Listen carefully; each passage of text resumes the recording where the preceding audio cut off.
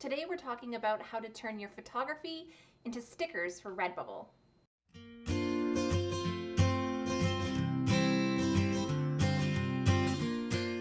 Hey, I'm Vanessa. Welcome to my channel. One of the best selling items on Redbubble is stickers. People love buying stickers, but they don't always translate well to photography.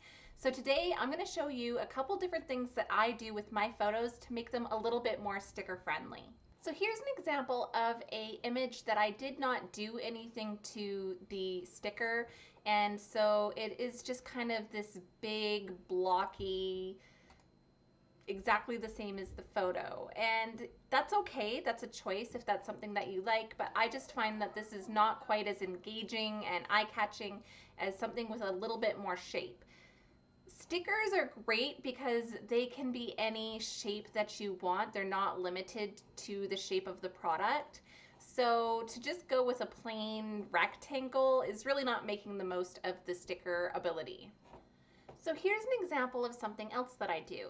Here's an image of just some trees. I think that it looks really interesting on some products just the way that it is, but I find it a little bit boring for stickers. So I do like to just do a circle cutout and sometimes add a little quote or a couple words there just to make it a little bit more interesting as a sticker.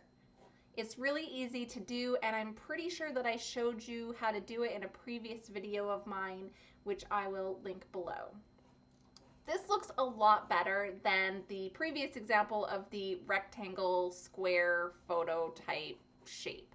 I think that looks way cooler on this bottle, and it just works a little bit better as a sticker. So even though not altering the shape of your photo is completely an option, and even just creating a circle and adding a couple words or even not adding words at all is also another option, there's something a little bit more interesting and I think a little bit more eye-catching that I like to do with my photos.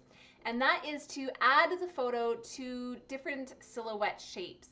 So it could literally be anything, but as far as I've seen, animal shapes seem to be pretty popular. So I'm going to show you guys how to do that right now.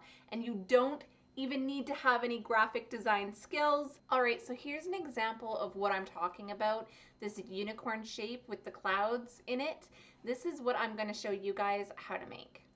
If you can make your own silhouettes, I highly encourage you to do that because it's going to make your work way more unique and custom to you.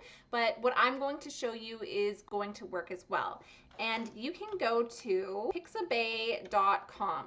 And what pixabay.com is, it's a stock site full of free, for commercial use, royalty-free, no attribution required. These are all images that you can use in your work. And so you can go and select vector graphics. And in here, you'll start to see a whole bunch of images that come up that are not photos.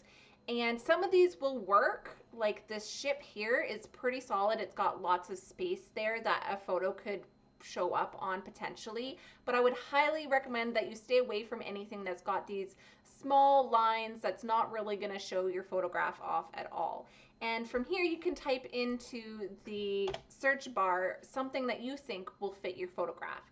So right now I've got a image of some foggy trees, and I think that the nature images pair really well with the animal silhouettes. So I'm going to just type in animal and we're going to find a shape that will go well with my photograph. So not all of these are going to be appropriate. We are looking for the strong, it doesn't have to necessarily be only black. We can always put it on top of another image, but we are looking for a strong shape. That's our main focus. Something that's going to have a background like this alligator isn't going to work because if we try to bring this up in Photoshop or whatever editing app you're using, it's just going to be a circle and not the crocodile alligator type shape. So here's the unicorn that I used before. Here's some cats. Here's a package of animals, and I think that this is looking good, so we can definitely pick one of these. Let's go with the bear. He's a nice, strong, solid shape. And copy that and paste it here. I'm going to copy the background and pull it up above the bear and turn the original background off. And now I'm going to still select it on the background copy. I'm going to create a clipping mask, and it's going to clip to the bear underneath.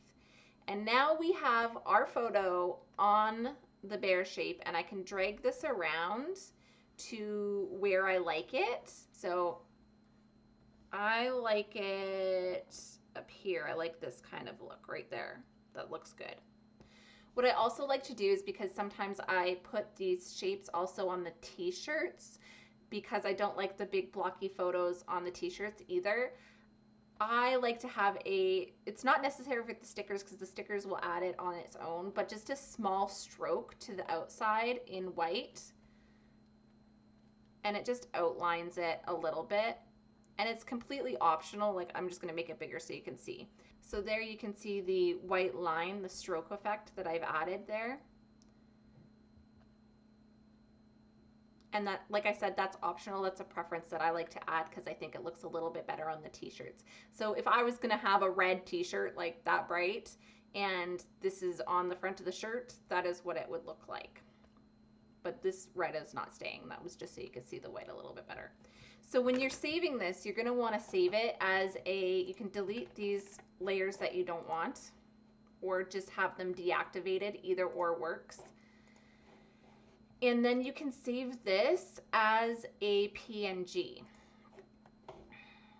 So you select PNG, and what that does is it will save it on the transparent background, so that you are not having a big blocky background. Like if I had left the red and I had saved it as a JPEG, it would come up with a rectangular red. This is just the bear with the white stroke around it, and that's how it will show up on the products.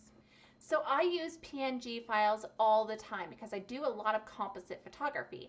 So if I take an image of an item, for example, maybe a butterfly, I like to cut out that butterfly and save it on a transparent background as a PNG so that I can put it into my composite images really easily.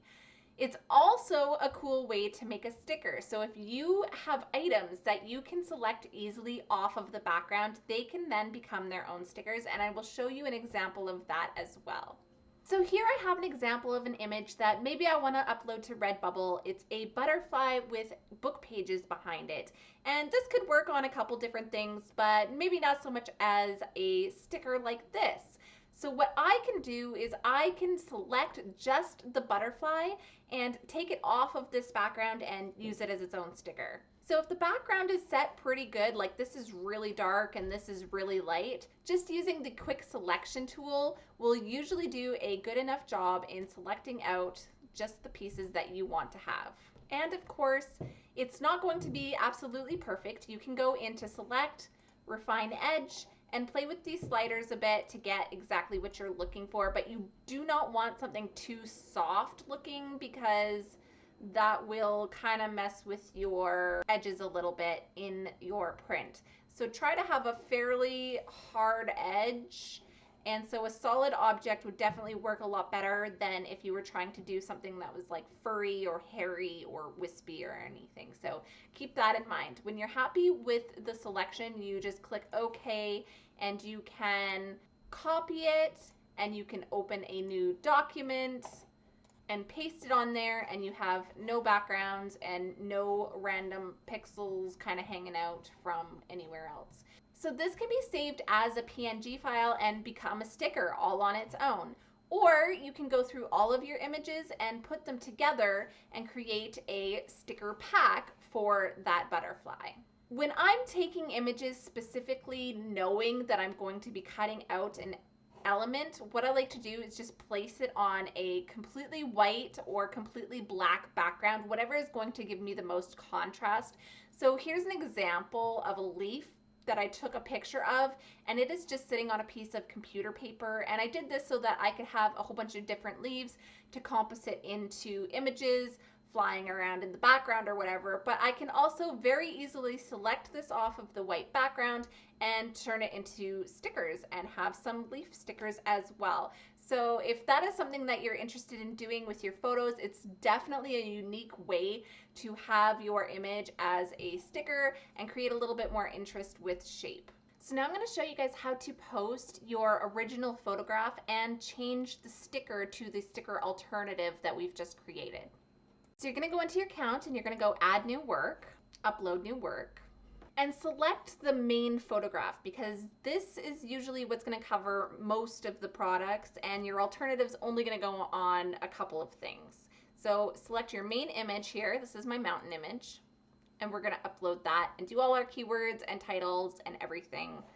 Okay, so now that the image has uploaded on all of the items, I can go on to the items that I want to change and edit them and just click right here in replace image.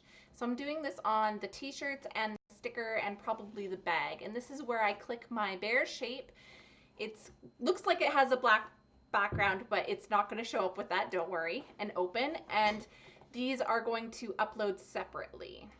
So I like to upload these before I get to adjusting my other products just because time, that way it's not like I'm waiting for these to upload after I've already adjusted everything. So that's just how I like to do it. So our bear is done being uploaded and I'm going to go in and just change the placement of where I want the bear to be, and I just like to bring it up a little bit. And you can change the background, and here you can see what it looks like with the white stripe, and that's what I like to see, especially with the black. It creates a little bit more interest and contrast there. I like changing my t-shirts to black if it works well with the design, and I think with this particular example it does, so I'm going to be doing that. And let's check out how our sticker looks. Here's our sticker, and because I added a bit of a white stroke around it, it adds another white stroke, so keep that in mind of how big exactly you want that stroke to be. But you can see that it's kind of almost doubled up to what I had, for example, on the bear. There's quite a bit more of a border on there. So that's to be expected, and just letting you know that that's normal when you're taking a look at the stickers. I hope this was a helpful way for you to get the most out of your photography on Redbubble. Don't forget to subscribe to stay up to date on all of the videos that I'm putting out. If you're interested in learning more about how I make money with photography, I highly recommend that you check out my book cover photography playlist, which I will have linked on my end screen right now. Thanks so much for watching.